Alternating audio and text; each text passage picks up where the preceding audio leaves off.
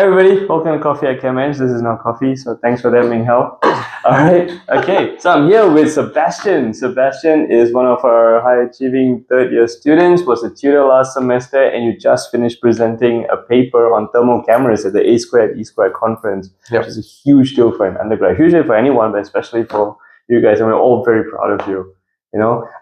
So Seb, what do you have on your mind that you want people to absolutely know about? Well, I was interested in talking about something that I just heard at the conference, which was a lecturer talking about basically how he redesigned two master's level units to work together. So he gave the lower level unit, like first year master's unit, a design that they had to work on, and that was connected to a higher level unit in the master's program that had to manufacture what their lower level students had just designed. And so that fostered like a really good connection between the junior students learning about the constraints that came when manufacturing something that they had designed early on, and realizing that, oh, this design, although it looks pretty on paper, it doesn't really work when I give it to someone that's manufacturing it later on.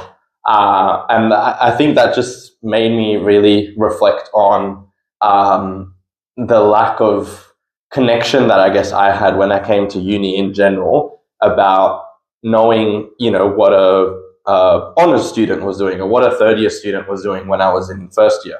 So I think I realized the importance of and the value that you can get out of all of those learnings that come with that. For example, like by the end of second year, I could have designed quite a few things and they would have worked on paper, but now completing third year and you're taking some design units, you realize that probably half of what you were thinking was good in second year and first year maybe makes no sense when you go to design it. So I think, I'm just really curious to kind of explore. I think talking to a few colleagues and fellow students, it seems that that's a thing that a lot of people experience, that they have no real connection with students later down in the degree.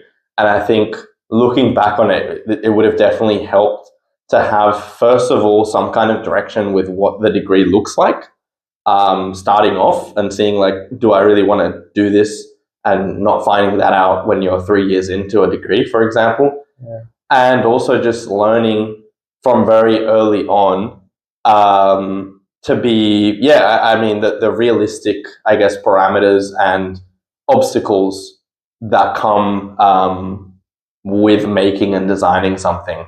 And just, I guess like cutting out that naivety that you have at the very early stage when you think, this is all perfect, everything can be done, and being like, okay, that's nice and all, but what can actually be feasibly made? What's economical? And just having a think about that from the start, I guess. So having basically your theoretical basis for your design, and then learning how to incorporate more of your heuristics and actually experiential learnings into it for realistic constraints. Yeah, right? Which is what engineering is, right? Like, here's what it's supposed to do, and here's what it really does. That's right. Exactly. And I think just from that, fostering a sense of mentorship from later year students. And I know that I definitely made a lot of mistakes that, it would have been nice if you had someone later down the track which can let you know things to watch out for, I guess. So, yeah. All right, that's brilliant. And congratulations, because you're going to pass next year for MIPS. So that's going to be an amazing journey as well. We're all very happy for you. And it's going to be an amazing experience. Well done, Seb. Thank you. Very well done. All right. See you. Bye.